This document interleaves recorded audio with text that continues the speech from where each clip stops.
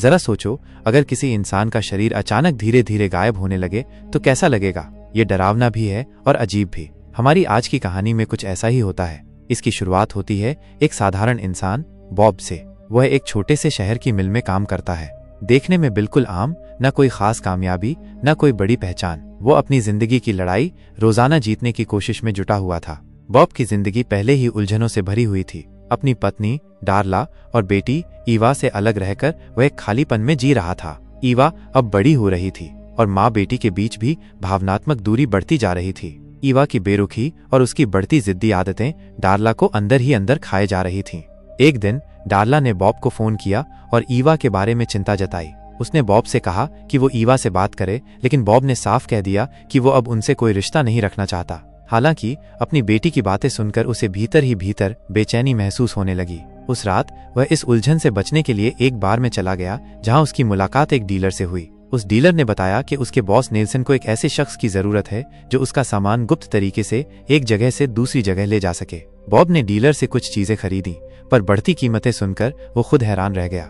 कुछ दिनों बाद बॉब अपने काम पर एक खराब मशीन की जांच कर रहा था। जैसे ही वो उस मशीन के पास पहुंचा, अचानक एक सहकर्मी ने उसे पुकारा और बॉब तुरंत पीछे हट गया, जिससे उसकी जान बच गई। इस घटना के बाद उसने अपने बॉस से कुछ दिनों की छुट्टी मांगी और अपना सामान बांधकर निकल पड़ा। मगर रास्ते में अचानक उसे कमजोरी महसूस होने लगी। उसका संतुलन बिगड़ गया और उसकी गाड़ी सड़क से हटकर एक पोल से जा टकराई। जैसे तैसे उसकी जान बची। उसने तुरंत नेल्सन को फोन कर ये सब बताया और फिर पास के एक कैफे में जाकर वॉशरूम में पहुंचा। वहां उसने अपने हाथों से बहते खून को धोया और जब पेट की चोट देखी तो ये देखकर उसके होश उड़ गए कि उसकी त्वचा कहीं कहीं से गायब हो रही थी। घबराते हुए उसने जल्दी से मरहम पट्टी की।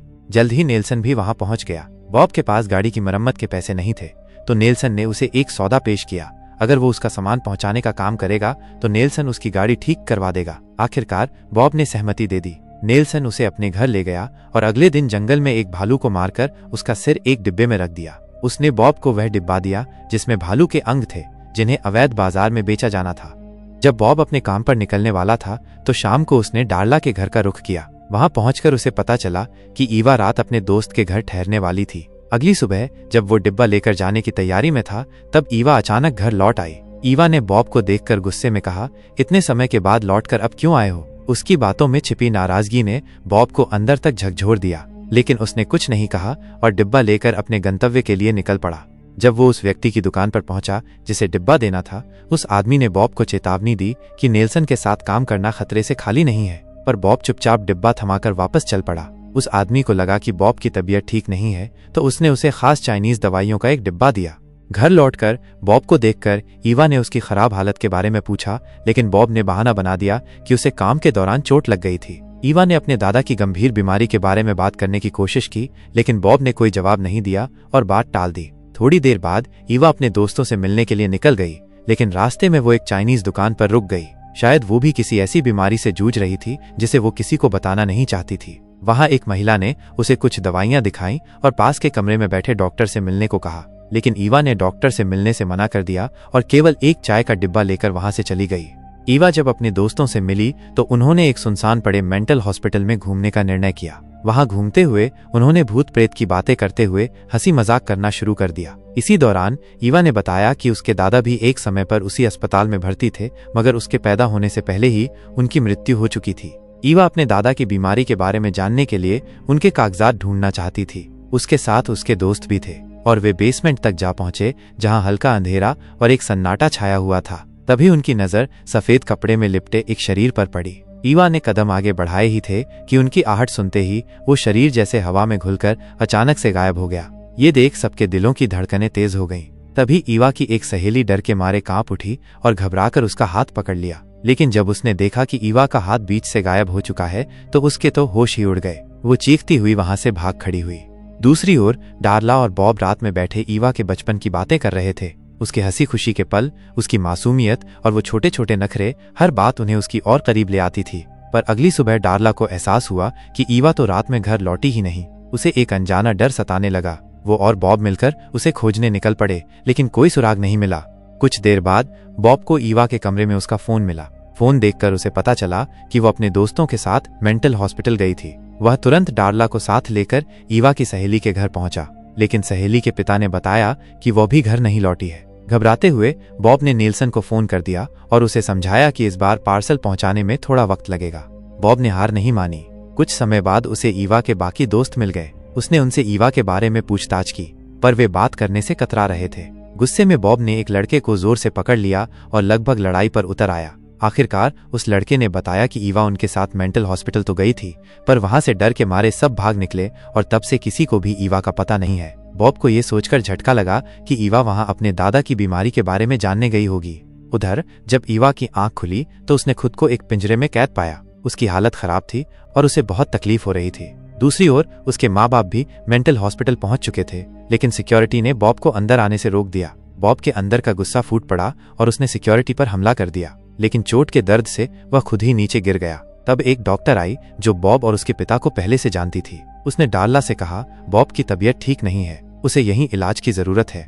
बॉब को जैसे पुरानी बातें याद आने लगीं। उसके पिता भी इसी अस्पताल में भर्ती थे और वो बचपन में उन्हें देखने आया करता था। उसका पिता नहीं चाहता था कि बॉब उसे ऐसी हालत में देखे। डॉक्टर ने बॉब को उसके पिता का कमरा दिखाया और उसे भी अस्पताल में रुकने का सुझाव दिया, लेकिन बॉब ने ठुकरा दिया। मुझे ईवा की जरूरत है और उसे मेरी, उसने कहा। पर सिक्योरिटी गार्ड्स ने उसे जबरदस्ती एक कमरे में बंद कर दिया। रात में अचानक उसकी आंख खुली और उसने देखा कि दरवाजा अपने आप खुला हुआ है और टेबल पर मेन गेट की चाबियां रखी हैं। वो फौरन भाग खड़ा हुआ और सीधा डार्ला के घर पहुंचा, लेकिन वहां डार्ला नहीं थी। तभी नीलसन का फोन आया और उसने धमकी दी कि अगर पार्सल समय पर नहीं पहुंचा तो उसका परिवार इस गलती की कीमत चुकाएगा। बॉब के मन में एक अजीब सी बेचैनी और डर बढ़ने लगा। वो तुरंत ईवा की सहेली के घर गया जो अब घर लौट चुकी थी। सहेली ने बताया, मैंने ईवा का हाथ देखा, वह बीच से गायब हो रहा था। मुझे लगा कुछ भयानक सच छिपा है। उसने बॉब को ईवा का बैग लौटाया जिसमें एक चाइनीज चाय का डिब्बा था। बॉब को ध्यान आया कि ऐसा ही एक डिब्बा उसे उस रहस्यमय दुकानदार ने भी दिया था। वह तुरंत उस दुकान पर गया जहां उसने उस दुकानदार से अपनी पत्नी और बेटी के बारे में सवाल किए। दुकानदार ने कहा, मैं गैरकानूनी काम करता हूं, पर एक पिता और पति के तौर पर मैं किसी इंसान को अगवा नहीं कर सकता। फिर उसने बॉब को एक चाइनीज दुकान के बारे में बताया। वहीं दूसरी ओर कुछ लोग ईवा की जांच कर रहे थे। वे उसके जख्मों को कुरेद रहे थे जिससे ईवा दर्द से चीख रही थी। बॉब अब उस चाइनीज दुकान पर पहुंचा और वहां मौजूद औरत से अपनी बेटी के बारे में पूछा। वह महिला थोड़ी घबरा गई और कुछ नहीं बोली। तभी बॉब की नजर दुकान के पीछे पड़ी ईवा की साइकिल पर गई। उसकी बेचैनी और बढ़ गई। उसने अपनी टोपी उतारी तो महिला का चेहरा देखने लायक था। बॉब का आधा सिर गायब था। महिला समझ गई कि ईवा में भी बॉब जैसी ही कोई अनोखी बात है। बॉब ने अचानक डॉक्टर के कमरे की ओर देखा और उसकी नजर जैसे ही एक संकेत पर पड़ी वो तेजी से उस ओर भागा। दौड़ते दौड़ते उसने अपने कपड़े उतार दिए ताकि किसी को उसकी पहचान न हो सके। फिर बेसमेंट में पहुंचते ही उसे डॉक्टर और उसके असिस्टेंट नजर आए। बिना कोई वक्त गवाए बॉब ने उन पर हमला कर दिया और चिल्लाया, ईवा को तुरंत रिहा करो। तभी उसे पिंजरे से ईवा की कांपती हुई आवाज सुनाई दी, पापा। बॉब ने तेजी से उसके पास पहुंचा, लेकिन उसकी नजर जैसे ही ईवा के शरीर पर पड़ी वो कांप उठा। ईवा का आधा शरीर गायब हो रहा था और ये देखकर वो बुरी तरह डर गई। पर बॉब ने उसे अपनी बाहों में समेट लिया और उसे सांत्वना दी, मैं यहाँ हूँ, सब ठीक हो जाएगा। उसने जल्दी से पिंजरे का ताला तोड़कर ईवा को आजाद किया और दोनों वहां से भाग निकले। जब वे घर पहुंचे तो डार्ला ने देखा कि बॉब का शरीर धीरे धीरे गायब होता जा रहा है। ये देख वो चिंता में डूब गई और उसकी देखभाल में जुट गई। असल में डार्ला को पहले से ही बॉब की इस अजीब बीमारी का पता था, लेकिन उसने इसे दिल में दबाए रखा था।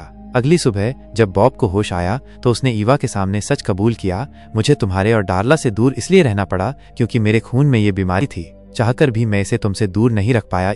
बॉब ये कहते हुए घर छोड़ने की तैयारी करने लगा। उसने कहा, अब मैं दूर चला जाऊंगा ताकि यह रहस्य दुनिया के सामने न आए। यह सुनकर ईवा ने भी उसके साथ जाने का फैसला किया। पापा, अब मैं भी इस सच्चाई का हिस्सा हूँ, मैं आपके साथ हर कदम पर रहूंगी।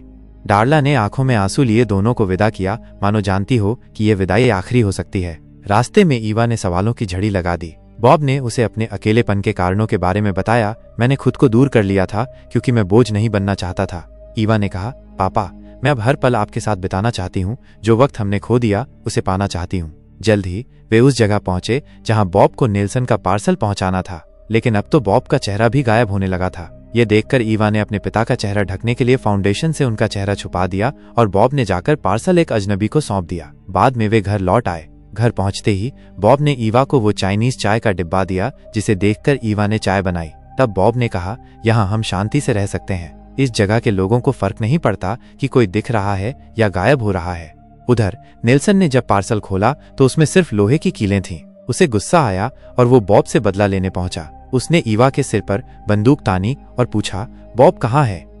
ईवा ने झूठ बोला, वो घर बेचकर चला गया है। लेकिन नेल्सन को शक हो गया क्योंकि बॉब का सामान अब भी घर पर था। उसने बॉब की गलती की सजा ईवा को देने का फैसला किया। तभी अचानक एक अदृश्य ताकत ने नेल्सन को धक्का दिया। ईवा को एक पल में एहसास हुआ कि उसके पिता पूरी तरह से गायब होकर भी उसकी रक्षा के लिए वहीं थे। नेल्सन को मारते हुए बॉब ने ईवा से वादा किया, मैं तुम्हें कभी अकेला नहीं छोड़ूंगा। फिर उन्होंने नेल्सन की लाश जंगल में फेंक दी, जहां एक भूखा भालू उसे खा गया। इस घटना के बाद ईवा ने एक दुकान से काले चश्मे खरीदे और गाड़ी में बैठकर अपने पिता से बातें करने लगी। बॉब ने उसे बताया, तुम्हारे दादाजी ने कभी नहीं चाहा कि मैं उन्हें इस हालत में देखूं। मुझे लगता था कि वे मानसिक अस्पताल में मर गए, लेकिन सच ये था कि उन्होंने ही मुझे वहां से आजाद करवाया था। वो आज भी अस्पताल में भटकते रहते हैं और लोग उन्हें भूत समझते हैं। तभी ईवा को अस्पताल का बेसमेंट याद आया, जहां उसने सफेद कपड़े में लिपटे शरीर को देखा था। उसने ठान लिया कि वो भी अपने दादा से मिलने अस्पताल जाएगी, जो अब तक वहां गायब होकर भटक रहे थे। तो दोस्तों, आपके हिसाब से किसी का धीरे धीरे गायब हो जाना एक सुपर पावर है या कमजोरी? क्या आप इस अदृश्यता को शक्ति मानते हैं या ये एक दुखद अभिशाप है? अपने विचार कमेंट्स में जरूर बताइए। मिलते हैं अगली कहानी में, तब तक के लिए अलविदा।